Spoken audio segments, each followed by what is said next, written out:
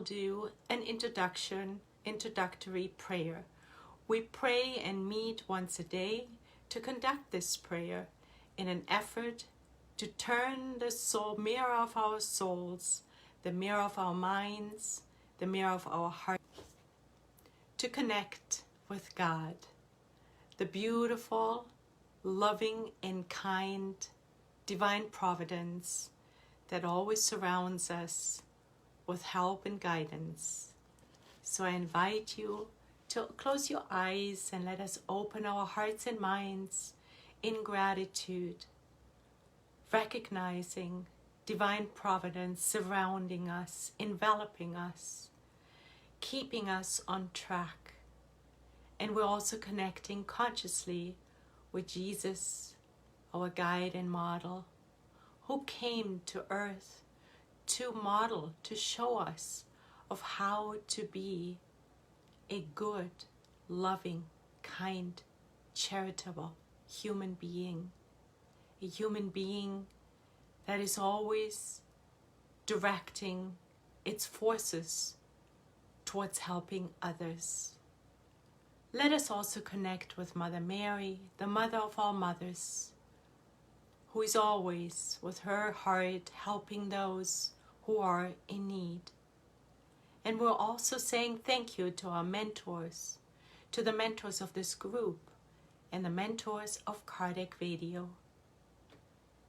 And we're, with an open heart and open mind, we are now inviting the new lesson into our lives. And we ask for permission to begin our prayer session for today. And so be it. Hello, dear friends. Let us begin. So we will be using this book, Living Spring, and it is chapter 98. It's called The Breastplate of Charity.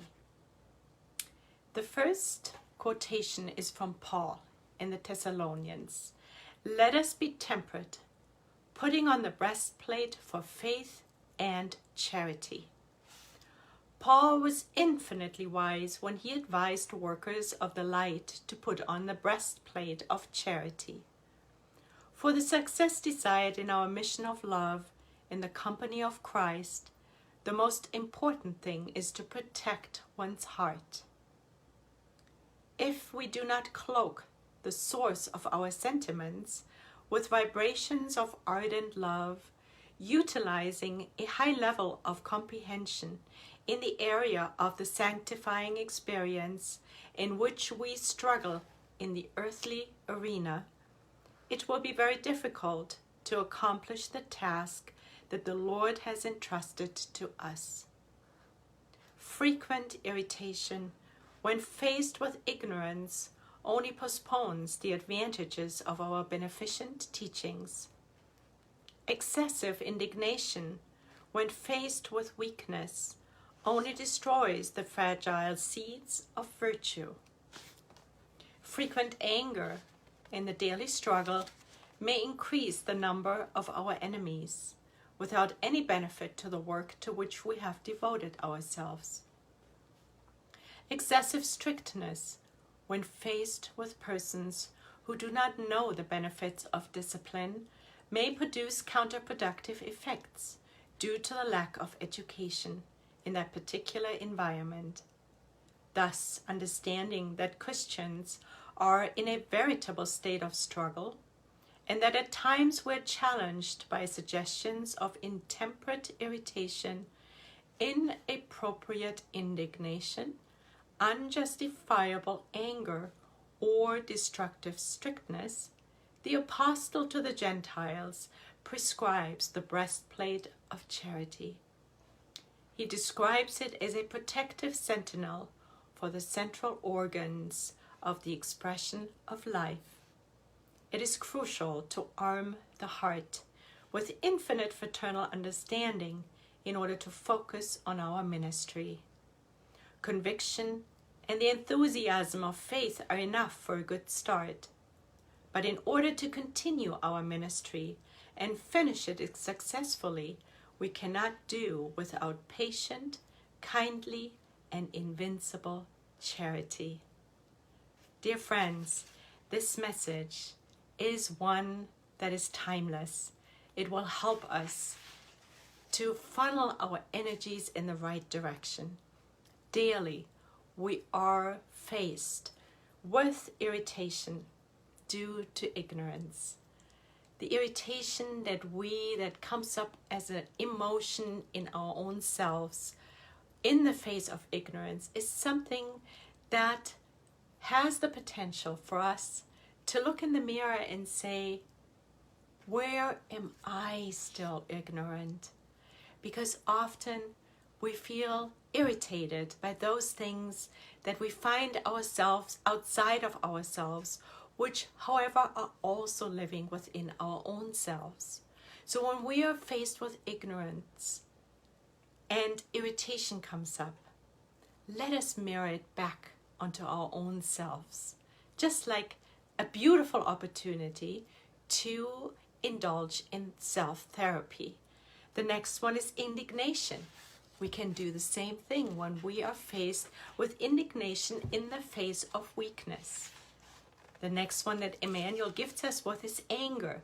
So often, anger comes up in our own being.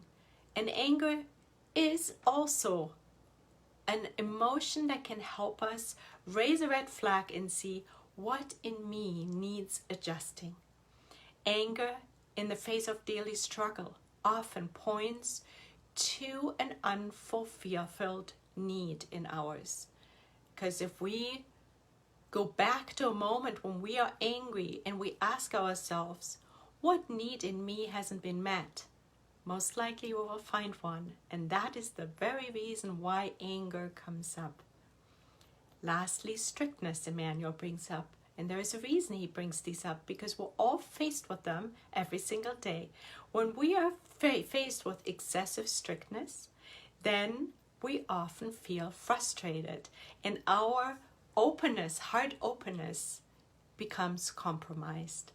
These are examples that may help us in particular right now during these days where we may find ourselves faced with severe strictness, where we may feel faced with other people's choices that may arouse anger in us.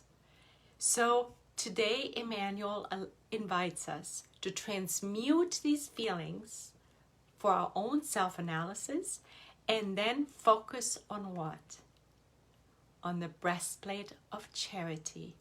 How can we turn around these challenging moments and keep focused on our hearts so that our hearts don't get compromised in the process of feeling these feelings?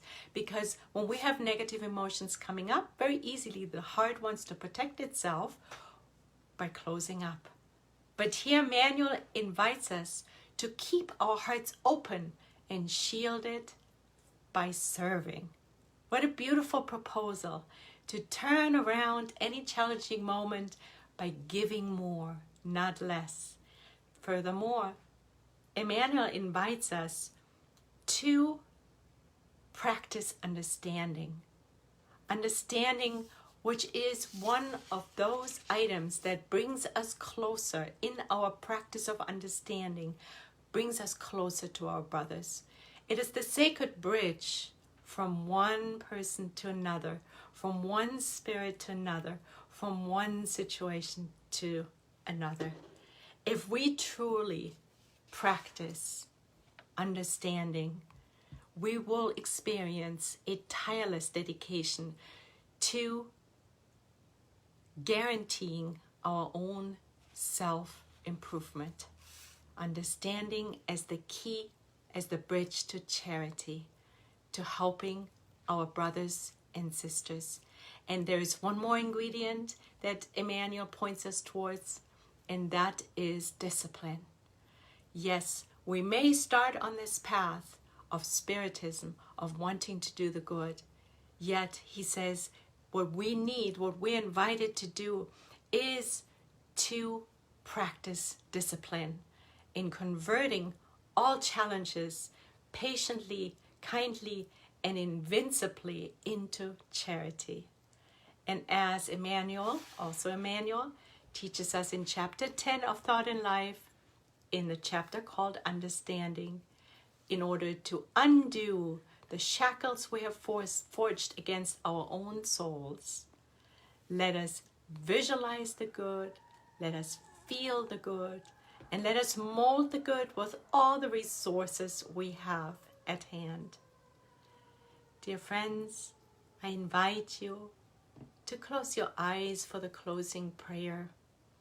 And this time, let us put our focus on our hearts and envisioning that the mirror that is planted in front of our hearts, that charitable mirror, is turned towards God, bringing in God's love and light, filling up our hearts with goodwill, indulgence, and forgiveness. And we thank Emmanuel, God and Jesus, for being able to turn around this mirror now and face it towards our fellow brothers and sisters, both incarnated and discarnated.